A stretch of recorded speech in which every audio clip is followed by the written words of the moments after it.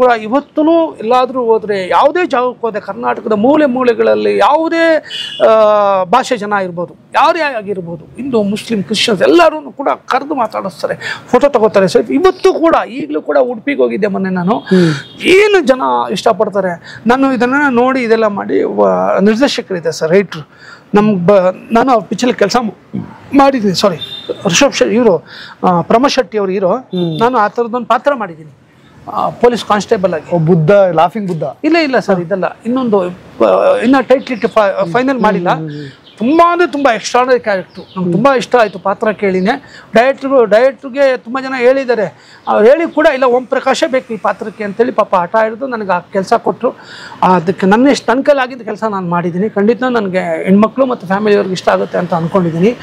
ಇದನ್ನು ಮೀರಿ ನಾನು ಆ ಡೈರೆಕ್ಟ್ರ್ ಹತ್ರ ಕೆಲಸ ನೋಡಿದೆ, ತುಂಬ ಚೆನ್ನಾಗಿ ಕೆಲಸ ಮಾಡ್ತಾರೆ, ಯಾಕೆ ಇವ್ರ ಜೊತೆ ಏನು ಮಾಡ್ಬೋದು. ನಾನು ಹೇಳಿದೆ ಅವ್ರಿಗೆ, ಡಕಾಟಾ ಎಕ್ಸ್ಪ್ರೆಸ್ ಥರ ಒಂದು ಕತೆ ಮಾಡಿ ನಾನು ರಾಕ್ಲೈನ್ ಸರ್ಗೆ ಹೇಳ್ತೀನಿ, ಹೇಳ್ಬಿಟ್ಟು ಖಂಡಿತವಾಗ್ಲೂ ಇನ್ನೊಂದು ಸಿನಿಮಾ ಮಾಡೋಣ, ಯಾಕೆಂದ್ರೆ ಇಷ್ಟೋ ಜನ ಆಸೆ ಪಡ್ತಾ ಇದ್ದಾರೆ ಅಂತ ಹೇಳ್ಬಿಟ್ಟು ಭುಜಂಗ ಟ್ರಾವೆಲ್ಸ್ ಅಂತ, ಭುಜಂಗ ಟ್ರಾನ್ಸ್ಪೋರ್ಟ್ ಅಂತ ಹೇಳ್ಬಿಟ್ಟು ಟೈಟ್ಲು, ಅದು ಕತೆ ರೆಡಿ ಮಾಡಿಸ್ತದೆ ಸರ್. ನಾನು ರಾಕ್ಲೈನ್ ಸರ್ಗೆ ಇನ್ನೂ ರೀಡಿಂಗ್ ಕೊಟ್ಟಿಲ್ಲ. ಅದು ನನಗೆ ಫಸ್ಟ್ ಓಕೆ ಆಗ್ಬೇಕು ಸರ್. ನನಗೆ ಫಸ್ಟ್ ಪಕ್ಕ ಆಗಿ ಚೆನ್ನಾಗಿದೆ ಪಕ್ಕ ಇದೆ ಅಂತಂದ್ರೆ ನಾನು ಆಮೇಲೆ ರಾಕ್ಲೈನ್ ಸರ್ಗೆ ಹೇಳೋಣ ಅಂತಿದ್ದೀನಿ. ಆದಷ್ಟು ಬೇಗ ಸೆಟ್ ಇರುತ್ತೆ ಸರ್ ಪಿಕ್ಚರ್.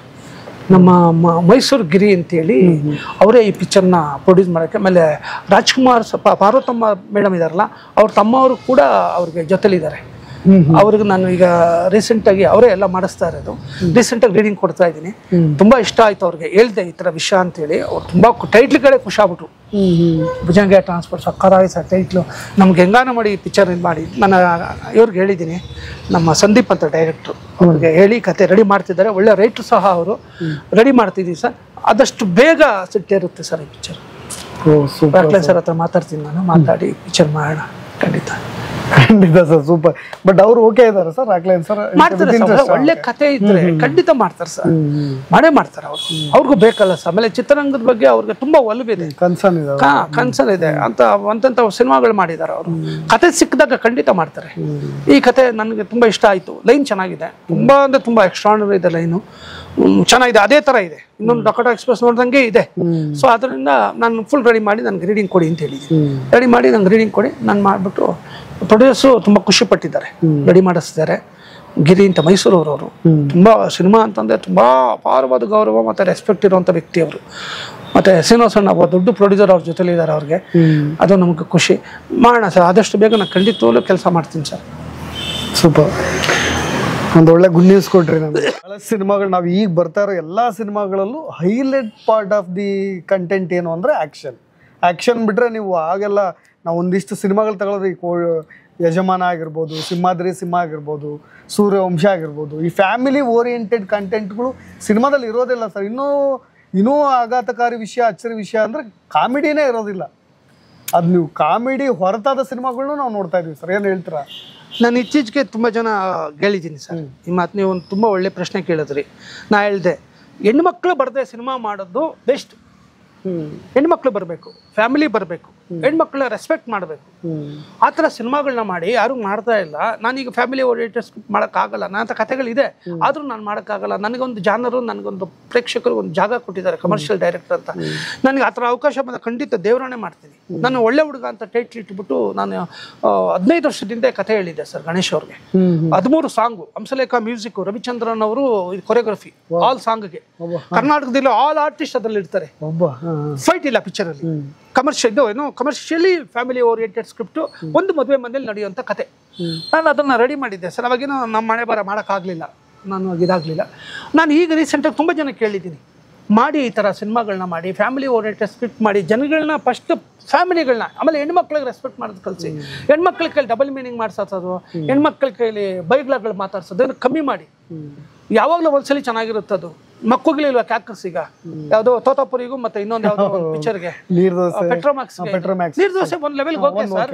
ನಾನು ಅದೇ ಡೈರೆಕ್ಟರ್ಗೆ ಹೇಳಿದ್ದೀನಿ, ಸರ್ ಇದು ಇಲ್ಲಿಗೆ ನಿಲ್ಲಿಸ್ಬಿಡಿ, ನಿಲ್ಲಿಸ್ಬಿಡಿ ಇದನ್ನ, ಬೇರೆ ನೀವು ನೆಕ್ಸ್ಟ್ ಪಿಕ್ಚರ್ ಮಾಡ್ಬೇಕಾದ್ರೆ ಈ ತರ ಮಾಡಕ್ ಹೋಗ್ಬಿಡಿ ಸರ್. ನಿಮ್ಮನ್ನ ಜನ ತಗೊಂಡಿದ್ದಾರೆ ನೀರ್ ದೋಸೆನಲ್ಲಿ, ಒಬ್ಬ ನಿರ್ದೇಶಕ ತುಂಬಾ ಚೆನ್ನಾಗಿ ಮಾಡ್ತಾನೆ ಅಂತ ನಿಮ್ಮ ರಿಸೀವ್ ಮಾಡಿದ್ದಾರೆ. ಇನ್ ಮುಂದೆ ನೀವು ತಪ್ಪುಗಳನ್ನ ಕಮ್ಮಿ ಮಾಡಿ, ಸರಿಗಳನ್ನ ಜಾಸ್ತಿ ಮಾಡಿ ಅಂತ ಅವ್ರ ಹೆಣ್ಮಕ್ಳ ಕೈಲೂ ಮಾತಾಡ್ಸಿದ್ರು, ಇದು ಮಾತಾಡಿದ್ರು. ನೋಡಿ ನಂಗೆ ತುಂಬಾ ಬೇಜಾರಾಯ್ತು. ನನಗೆ ಇನ್ನೂ ಸಿಕ್ಕಿಲ್ಲ ಅವರು. ಸುರೇಶ್ ಅಲ್ಲ, ಇವರು ಡೈರೆಕ್ಟರ್ ಸರ್. ಅದೇ ಸುರೇಶ್ ಪ್ರೊಡ್ಯೂಸರ್ ಅಲ್ವಾ. ಸುರೇಶ್ ಪ್ರೊಡ್ಯೂಸರ್ ಸರ್, ನಮ್ಮ ವಿಜಯ್ ಪ್ರಕಾಶ್ ಅವ್ರು ಡೈರೆಕ್ಟರ್. ವಿಜಯ್ ಪ್ರಕಾಶ್ ಸರ್. ನಾನು ಅವ್ರಿಗೆ ಹೇಳಿದ್ದೆ, ಅನೂಪ್ ಚಿಳ್ಳನ್ ಅವರು ಮ್ಯೂಸಿಕ್ ಡೈರೆಕ್ಟರ್ ಅವ್ರಿಗೆ ನಾನು ಹೇಳಿದ್ದೆ ಅವ್ರಿಗೆ, ಈ ಥರ ಸಿನಿಮಾಗಳೆಲ್ಲ ಮಾಡಬೇಡಿ ಸರ್, ಹೆಣ್ಮಕ್ಳ ಕೈಲಿ ಡಬಲ್ ಮೀನಿಂಗ್ ಎಲ್ಲ ಮಾತಾಡಿಸ್ಬೇಡಿ, ಒಂದು ಗೌರವ ಇದೆ ಹೆಣ್ಮಕ್ಳು ಅಂತಂದರೆ, ನೀನು ಆ ಥರ ಮಾತಾಡ್ಸೋದೆ. ಫಸ್ಟ್ ಆಫ್ ಆಲ್ ಹೆಣ್ಮಕ್ಳಿಗೆ ತಪ್ಪು ಮಾತಾಡೋದಕ್ಕೆ ನಾನು ತುಂಬ 100 ಸಲ ಯೋಚನೆ ಮಾಡಿ ಸಿನಿಮಾದಲ್ಲಿ ಇಟ್ಟಿಲ್ಲ ಯಾವತ್ತು. ನಾನು ಇವತ್ತವರೆಗೂ ನಾನು ಎಲ್ಲೂ ಯೂಸ್ ಮಾಡಿಲ್ಲ. ನನಗೆ ಅದು ತುಂಬ ಬೇಜಾರಾಗ್ತದೆ ಆ ಥರ ಮಾತಾಡ್ಸೋಕ್ಕೆ. ನಮ್ಮ ಹೆಣ್ಮಕ್ಳಿಗೆ ಗೌರವ ಕೊಟ್ಟರೆ ತಾನೇ ಹೆಣ್ಮಕ್ಳು ನಮ್ಮನ್ನು ಗೌರವ ಕೊಡ್ತಾರೆ. ನೀವು ಈ ಥರ ಮಾಡ್ತೀರಾ? ನಾನು ಅದು 2 ಪಿಕ್ಚರಲ್ಲೂ ನನಗಿನ್ನೂ ಸಿಕ್ಕಿಲ್ಲ ಅವ್ರು ಮಾತಾಡೋಕ್ಕೆ. ನಾನು ಹೇಳಿದ್ದೆ ನಾನು ಅವ್ರಿಗೆ, ದಯವಿಟ್ಟು ಹಂಗೆಲ್ಲ ಮಾಡಬೇಡಿ ಸರ್, ಚಿತ್ರರಂಗಕ್ಕೆ ಜನ ಏಸ್ಗೆ ಇದು ಮಾಡ್ತಾರೆ, ಇಷ್ಟಪಡಲ್ಲ ಜನ ಅಂತೇಳಿ. ಆಮೇಲೆ ಈ ಥರ ಸಿನಿಮಾಗಳನ್ನ ಮಾಡಿ ಅಂತ ಹೇಳಿದೆ ನಾನು. ಅವಾಗ ತುಂಬ ಸಲ ಹೇಳಿದಾಗ ಈಗ ರೀಸೆಂಟಾಗಿ ಗಣೇಶ್ ಪಿಕ್ಚರ್ ಬಂತು, ಕೃಷ್ಣಂ ಪ್ರಣಯ ಸಖಿ.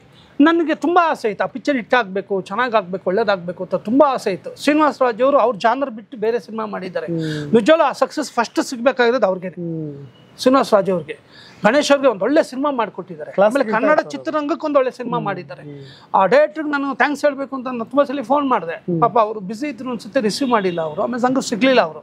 ನಾನು ತುಂಬ ಸಲ ಟ್ರೈ ಮಾಡಿದೆ ಅವ್ರಿಗೆ, ಒಂದು ಥ್ಯಾಂಕ್ಸ್ ಹೇಳೋಣ, ಒಂದು ಒಳ್ಳೆ ಸಿನಿಮಾ ಕೊಟ್ಟಿದ್ದೀರಿ ಇಂಡಸ್ಟ್ರಿಗೆ, ಆಮೇಲೆ ಗಣೇಶ್ ಅವ್ರಿಗೆ ಒಂದು ಒಳ್ಳೆ ಸಿನಿಮಾ ಕೊಟ್ಟಿದ್ದೀರಾ ಅಂತ ಹೇಳ್ಬಿಟ್ಟು. ನಂಗೆ ಸಿಕ್ಕಿಲ್ಲ ಸರ್. ನಮ್ಗೆ ಖುಷಿ ಆಯಿತು. ನಾನು ಈ ಥರ ತುಂಬ ಜನ ಹೀರೋಗಳಿಗೆ ಹೇಳಿದ್ದೀನಿ.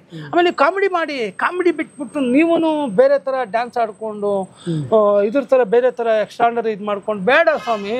ಅನಂತನಾಗ್ ಸರ್ ಇರೋ ಜಾಗ ನೀವು ಬನ್ನಿ. ಉದ್ಭವ ಮಾಡಿದ್ದಾರೆ ಅಣ್ಣ, ಏನು ಪಿಕ್ಚರ್ ಇವತ್ತು ನಾನು ಹಾಕೊಂಡು ನೋಡ್ತಾ ಇರ್ತೀನಿ ಉದ್ಭವ. ನಾನು ಸಾರ್ ಜೊತೆ ಕೆಲಸ ಮಾಡೋ ಅವಕಾಶನೂ ಸಿಗಲಿಲ್ಲ. ಅದೇನು ನಂದು ಇದೋ ಗೊತ್ತಿಲ್ಲ. ನಾನು ಹೇಳ್ದೆ ಅವ್ರಿಗೆ, ಎಕ್ಸಾಂಪಲ್ ಕೊಟ್ಟೆ, ಈ ಥರ ಮಾಡಿ ಅನಂತನಾಗ್ ಸರ್ ಮಾಡ್ತಾ ಯಾರಿಗೂ ಹೇಳ್ಬೇಡಿ, ಆಮೇಲೆ ಯಾರಿಗೆ ಸಾಲುತ್ತೆ ಸಂಬಳ, ಈ ಥರ ಎಲ್ಲ ಮಾಡಿದ್ದಾರೆ ಇದು ಅನಂತನಾಗ್ ಸಾರು. ಆ ಥರ ಆ ಜಾಗಕ್ಕೆ ಯಾರೂ ಇಲ್ಲ, ನೀವು ಮಾಡಿ ಈ ಥರ ಅಂತ ತುಂಬ ಜನ ಹೀರೋಗಳು ಕರೆದು ಹೇಳಿದ್ದೀರಿ ಸರ್. ನಕ್ಬಿಟ್ಟು ಏನೋ ಮುಟ್ಟಾಳು ನನ್ನ ಮಗ ಏನೋ ಕೊರಿತಾವ್ ನೀವು ಅಂತ ಹೇಳ್ಬಿಟ್ಟು ಊರ್ಬಿಟ್ಟು ಹೋಗಿರೋ ತುಂಬ ಜನ ಇದ್ದಾರೆ. ಹೋಗಿ ನಿಮ್ಮ ಹಣೆ ಬರ. ನಾನು ಚಿತ್ರರಂಗಕ್ಕೋಸ್ಕರ ಹೇಳಿದ್ದು ಸರ್, ನಮ್ಮ ಜನಗಳಿಗೆ ಒಳ್ಳೆ ಸಿನಿಮಾ ಬೇಕು, ಒಂದು ಒಳ್ಳೆ ಕಾಮಿಡಿ ಸಿನಿಮಾ ಬೇಕು. ನಾನು ಈಗಲೂ ಕೂಡ ಜನಗಳಿಗೆ ನಾನು ಯಾರೇ ನಿರ್ದೇಶಕರು ಕಾಮಿಡಿ ಮಾಡಿ ನಾನು ಜೊತೆಲಿ ಕೂತ್ಕೋತೀನಿ ಸರ್ ಕೆಲಸ ಮಾಡೋದಕ್ಕೆ. ಇವತ್ತು ಕೂತಿದ್ದೀನಿ, ಇವತ್ತು ಕೂತ್ಕೊಂಡು ಇದು ಮಾಡ್ತಾ ಇದ್ದೀನಿ ನಾನು ಕೆಲಸ ಮಾಡಬೇಕು ಅಂತೇಳಿ. ಕಾಮಿಡಿ ಇವತ್ತು ಬೆಳಿಗ್ಗೆ ಕೂಡ ಡಿಸ್ಕಸ್ ಮಾಡಿ ಬಂದೆ ನಾನು, ಕಾಮಿಡಿ ಸಿನಿಮಾ ಮಾಡಿ ಇದು ಮಾಡಿ ನಾನು ಕೆಲಸ ಮಾಡ್ತೀನಿ. ನನಗೂ ಕಾಮಿಡಿ ನಮ್ಮಪ್ಪ ಏನು ಬರೀತಿದ್ರು ಆ ಒಂದು ಜಾನ ನನಗೂ ಸ್ವಲ್ಪ ಇದೆ. ಬಟ್ ಅದು ನನ್ನ ಸಿನಿಮಾದಲ್ಲಿ ಎಷ್ಟು ಮಟ್ಟಿಗೆ ಅಳವಡಿಸ್ಬೇಕು ಅದು ಅಳವಡಿಸ್ಕೋತೀನಿ. ಮಿಕ್ಕಿದ್ದಲ್ಲಿ ನಾನು ನಿಮ್ಮ ಜೊತೆ ಕೆಲಸ ಮಾಡಬೇಕು ಅಂತ ಆಸೆ ಅಂತ ಇವತ್ತು ನಾನು ಕೆಲಸ ಮಾಡ್ತಿದ್ದೀನಿ. ಬೇರೆ ಡೈರೆಕ್ಟರ್ ಹತ್ರ ಕಾಮಿಡಿ ಮಾಡಿ, ಒಂದೊಳ್ಳೆ ಸೆಂಟಿಮೆಂಟ್ ಸಿನಿಮಾ ಮಾಡಿ, ಲೇಡೀಸ್ ಸಿನಿಮಾಗಳನ್ನ ಮಾಡಿ, ಆಡಿಯನ್ಸ್ನ ಕರ್ಸೋಣ, ಗೌರವಿಸಿ ಫಸ್ಟ್ ಹೆಣ್ಮಕ್ಳನ್ನ ಅಂತೇಳಿ ಈ ಥರ ನಾನು ಹೇಳಿದ್ದೀನಿ ಸರ್. ತುಂಬ ಜನ ಕೇಳಿದ್ದೀನಿ. ಬಟ್ ನಿಮ್ಮ ಸಿನಿಮಾಗಳಲ್ಲಿ ಒಂದು 30% ಕಾಮಿಡಿ ಇರೋದು ಸರ್. ಬುಲೆಟ್ ಪ್ರಕಾಶ್ ಕಾಮಿಡಿ ಮತ್ತೆ ಸೆಂಟಿಮೆಂಟು ಇದೆಲ್ಲ ಇದ್ಕೊಂಡೇ ಕಮರ್ಷಿಯಲ್ ಡೈರೆಕ್ಟರ್ ಆಗಕ್ಕೆ ಸಾಧ್ಯ ಸರ್. ಕಮರ್ಷಿಯಲ್ ಡೈರೆಕ್ಟರ್ ಅಂದ್ರೆ ಅದೇ, ಪ್ರತಿಯೊಂದು ವಿಷಯಗಳು ಇರಬೇಕು. ಪ್ರಾವಿಷನ್ ಅವ್ರ ಥರ ಎಲ್ಲಾನು ಇರಬೇಕು ಅಲ್ಲಿ. ಸೊ ಅವಾಗಲೇ ಅದು ಒಂದು ಒಳ್ಳೆ ಸಿನಿಮಾ, ಕಮರ್ಷಿಯಲ್ ಸಿನಿಮಾ ಅನ್ಸೋದು. ಸೊ ಅದನ್ನ ಇಟ್ಕೊಂಡೆ ಇವತ್ತವರೆಗೂ ನಾವು ಮಾಡ್ಕೊಂಬಂದಿರೋದು ಸರ್. ಇಲ್ಲ ಒಂದು ಕಡೆ ನಾನು ಬೇರೆ ಮಾಡಬೇಕು ಅಂತ ಅಂದ್ಕೊಂಡಾಗ ನಾನು ಆಗಲಿಲ್ಲ. 1-2 ಸಿನಿಮಾ ಈಗ ರೀಸೆಂಟಾಗಿ ಈಗ ನಾನು 3 ಪಿಕ್ಚರ್ ಕಮರ್ಷಿಯಲ್ ಪಿಕ್ಚರ್ಗಳೇ ಸರ್. ಫಿನಿಕ್ಸ್ ಅಂತೂ ನನ್ನ ಕೆರಿಯರಲ್ಲೇ ಆ ಥರ ಒಂದು ಸಿನಿಮಾ ನಾನು ಮಾಡಿಲ್ಲ ಸರ್. ನನ್ನ ಕೆರಿಯರಲ್ಲಿ ನಾನು AK-47, ಸಿಂಹದ ಮರಿ, ಲಾಕಪ್ ಡೆತ್ತು, ಕಲಾಸಿಬಲ್ ಬೇರೆ ದೊಡ್ಡ ಲೆಜೆಂಡರಿ ಸಿನಿಮಾ ಮಾಡಿದ್ದೀನಿ ಸರ್. ನನ್ನ ಕೆರಿಯರಲ್ಲೇ ನಾನು ಫಿನಿಕ್ಸ್ ಥರ ಒಂದು ಸಿನಿಮಾ ಮಾಡಿಲ್ಲ. ನನಗೆ ಅಷ್ಟು ಅದೇನೋ ಕಲಾ ಸರ್ವಿಸ್ ನನಗೆ ಕೊಟ್ಟಿರೋ ಭಾಗ್ಯ ಅನ್ಸುತ್ತೆ. ಅಂತ ಒಳ್ಳೆ ಸಿನಿಮಾ, ಲೇಡಿ ಓರಿಯೆಂಟೆಡ್ ಸ್ಕ್ರಿಪ್ಟ್, ಅದು ನನಗೆ ತುಂಬ ಆಸೆ. ನನಗೆ ಆ ಥರ ಸಿನಿಮಾ ಮಾಡಿದ್ದೀನಿ ಸರ್. ಅದು ನಾನು ದರ್ಶನ್ ಅವ್ರಿಗೆ ಕತೆ ಮಾಡಿದ್ದು. ನಾನು ಅವ್ರಿಗೆ ಹೇಳ್ಬೇಕು ಅಂತಲೂ ಹೋಗಿದ್ದೆ, ಈ ಪಿಕ್ಚರ್ ಮಾಡಿ ಸರ್, ಫಿನಿಕ್ಸ್ ಟೈಟ್ಲ್ ತುಂಬ ಚೆನ್ನಾಗಿದೆ, ನೀವು ಮಾಡಿ, ನಾವಿಬ್ಬರು ಕಾಂಬಿನೇಷನ್ ಮಾಡೋಣ ಅಂತ. ಅವಾಗ ಆಗಲಿಲ್ಲ ಅದು. ಅದನ್ನು ಸರಿ ನಾನು ಎಷ್ಟು ದಿನ ಅಂತ ಈ ಕತೆ ಇಟ್ಕೊಂಡು ಕೂತ್ಕೊಳ್ಳಿ, ಬೇಡ ಬ್ಯುಸಿ ಇದ್ದಾರೇನೋ ಅಂತ ಹೇಳ್ಬಿಟ್ಟು ನಾನು ಇದು ಮಾಡಿಕೊಂಡು ಲೇಡಿ ಓರಿಯೆಂಟೆಡ್ಗೆ ಸ್ಕ್ರಿಪ್ಟ್ ಮಾಡಿ ಮಾಡ್ತಿದ್ದೆ. ನನಗೆ